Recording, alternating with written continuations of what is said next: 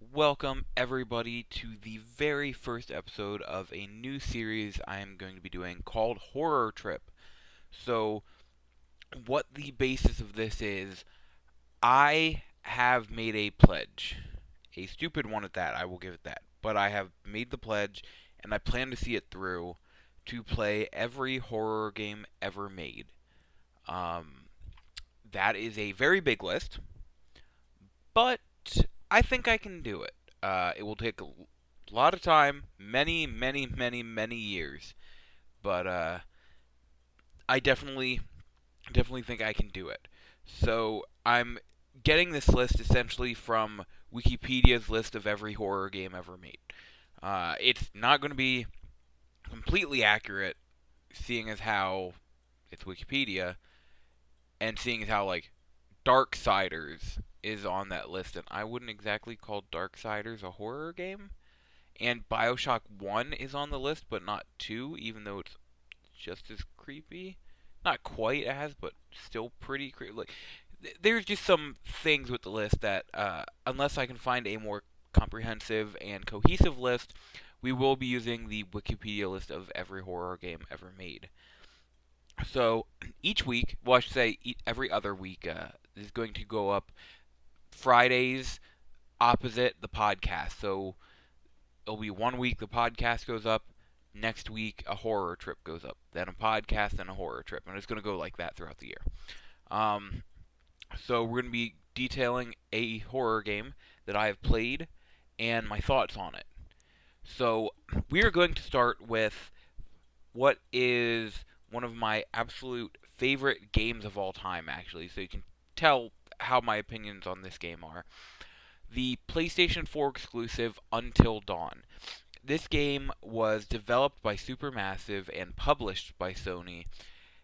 It is essentially an interactive drama, which is, I think, it's essentially the same thing that Quantic Dream does, but they did a better job. So it's more of you pay, and this is for anybody who hasn't played the game or know Quantic Dream. Uh, it plays out almost like a movie. Like you'll walk around at parts, but then there are sections of the game that almost play out like a movie, and you have to do like quick time events and such like that in order to get through it. The plot of this game is at the beginning, all these friends are at a cabin. I'm not gonna go too far into spoiler territory on this one. You know what? Yes, I am. I'm going to go into spoiler territory on these horror games just because I want to talk about my full experience. So in order to do that, I am going to have to talk about stuff I originally wouldn't want to. So the whole plot of this game is at the beginning, a whole bunch of friends are at a cabin in the woods on a dark, snowy night, and something happens. Two sisters run off and end up dying. So 1 year later, on the anniversary of their death, their brother Josh, who's actually played by Remy Malik, who I believe won an Oscar this year, he invites everyone back up to the cabin on the anniversary of that night, and then stuff starts going weird. You essentially find out there's a killer on the loose. Now, a cool thing about this game is everybody can live or everybody can die or anywhere in the middle. Anybody has a chance of living or dying. Um, so essentially, you're playing through and you find out there's this killer going around. Um, the game plays like that. Plays like a very tropey teenage horror movie. But then you get to about halfway through the game and you find out the killer, the quote unquote killer, was actually Josh, the brother, just playing a prank on everyone. But some people could potentially have died already in this playthrough. And it's because of that that, people are freaking out. Like, why did you take this person? Or why did you do this to this person? And Josh is like, I don't know what you're talking about. I didn't do that. Well, there are some clues that were left throughout the game that something like it was a old Native American mountain, and something happened in the coal mines, and the mountain was cursed. But it's not until later in the game you find out, and I actually called this very early because I'm a big fan of the TV show Supernatural, and because of that, I looked at the clues. And I'm like, I think I know exactly what is going on here, and it was. I was very proud of myself. You find out the cursed mountain makes Wendigos if you eat the flesh of another human. So a Wendigo is a creature that has heightened hearing and vision, and they don't like fire. And one thing I enjoy is the game did the lore exactly right.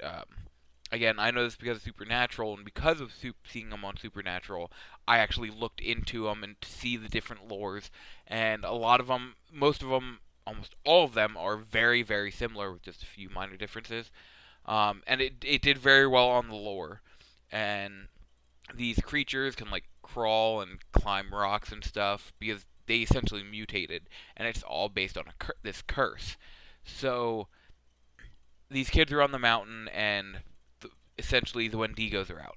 And the whole name of Until Dawn comes from each chapter in the game is an hour until dawn. So, like, it'll be chapter 3 will be, actually, I'd say going to 7. Yeah, chapter 3 will be like midnight, 7 hours until dawn.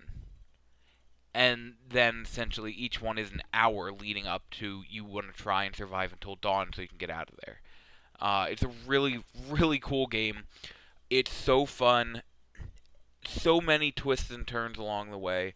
It is actually. I have very, very strange tastes in games, which you all may know already. If not, you're going to learn.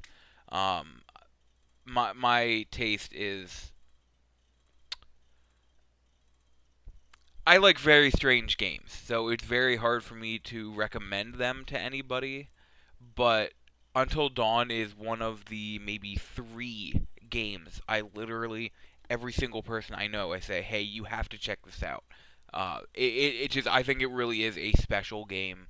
It's one of my all-time favorites, just because it played out exactly how I wanted to. I had a blast doing it. I've played it multiple times now. I actually just need to play through it one more time, essentially get all the collectibles to get the platinum. I cannot stress enough how much I think this game needs to be played by everybody, needs to be experienced, tried out. It is something special, and I absolutely love that studio. Now, because of that, I played another one of their games, Hidden Agenda, which plays out very similarly, except you use your phone.